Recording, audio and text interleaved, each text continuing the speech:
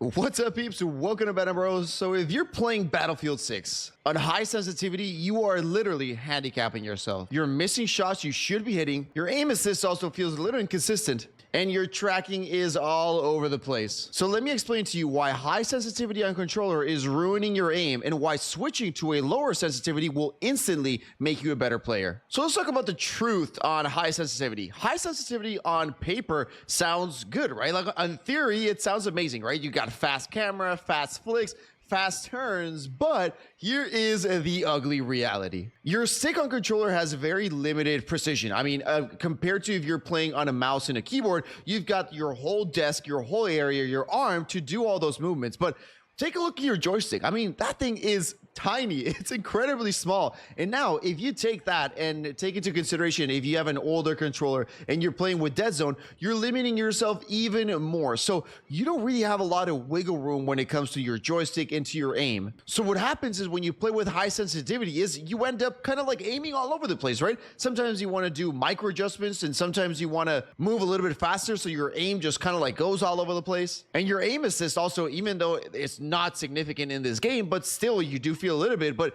aim significant can lock also properly because you're constantly overcorrecting, like moving to the left and you pass the enemy and then you got to come back over again. And specifically micro adjustments just come really hard. Even if you're playing on a standard response curve type, which again slows that initial thing at first, still you're still going to be really hard. And specifically in a game like Battlefield where they did kind of fix the dead zone at the beginning, like where now it feels a little bit smoother, but it's still not where it needs to be. So again, having just that really high sensitivity is really going to mess you up. So at the end of the day, you're actually fighting your aim instead of fighting the enemy that's in front of you. At the end, low sensitivity gives you one thing that every good controller player needs, and that is control. Gives you significantly better tracking on moving targets, stronger and more stable aim, and also accurate micro adjustment corrections when you're trying to get those players. And very important as well, consistent recoil control. It's significantly easier to control recoil when you are on lower sensitivities. And let me put some money where my mouth is. What I want to do is I want you to go into this test range. I'm going to put the code in the screen right now so you can join this test range and you can test it out. What we're going to do is we're going to go here into options.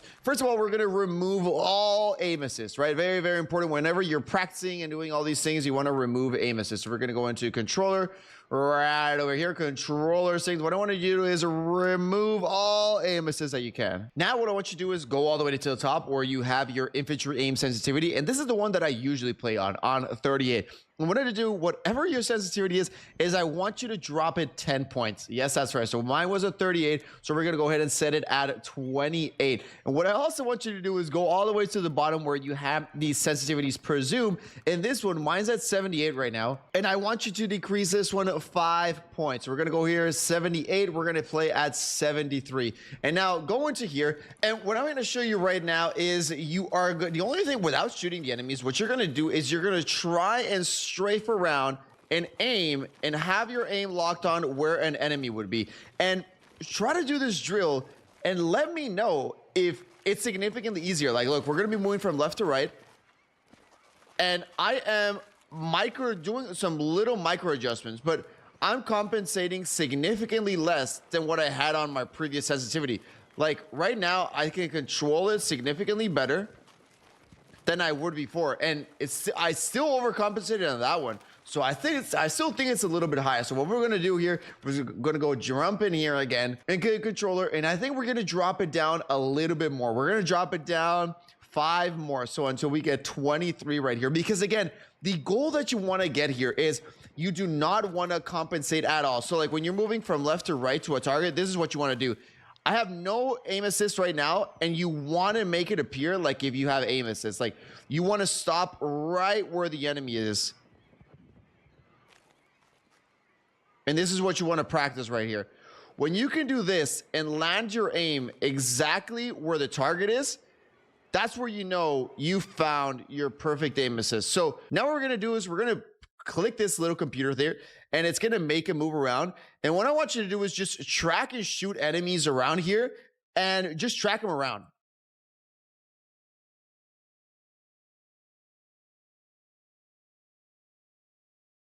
And look at that. From left to right, this is as fast as my sensitivity goes. So as you guys can see, it's going to be very hard for me to miss a target. And sometimes I also want you to track them. So just as they're moving, track them along. And you'll feel, look, this is what you want. Your red dot should not move away from the player. It should be right exactly where he's aiming. And if he's moving and you can keep that target right on him, then that's exactly what you want. You want these players, look at this. As I'm strafing right, it's right on point. You do not want to overcorrect anything like that. And again, we can do a little bit more testing here. So you're going to take a couple shots of those guys.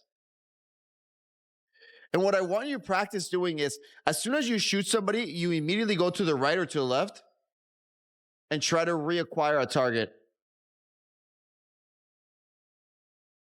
And tell me if I'm lying, but if you guys do this in your game and you seriously tell me, no, lowering my sensitivity, my aim is worse now, it's horrible. Trust me, it is not. And I think it is significantly better to get used to these lower sensitivities, because there's a little tip here, which I'm going to indulge and explain to you a little bit further on in another video. But it's, if you see a guy here and you want to aim all the way to the right, you don't necessarily have to just use your ADS. You can use the hipfire aim, the hipfire movement. So I see a guy to my right, but I'm going to shoot this guy first. So we beam this guy, hipfire and ADS in again. Hipfire, ADS in again. Hipfire, ADS in again.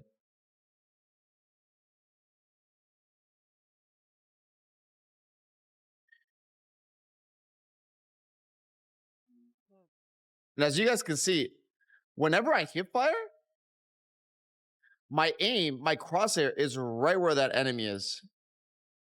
And a lot of you guys may also be wondering, but now what happens if somebody's shooting behind me? It's going to take me forever to turn around. Well, there is this little option right here. I'm not sure if a lot of you guys know it, but when you go into the settings, we're going to the infantry controller mapping, and we're going to go all the way to the bottom where it says flick, look forward and backward. This allows you to flick backwards or front, and I have this set up to the touchpad on my PlayStation 5 controller to the right.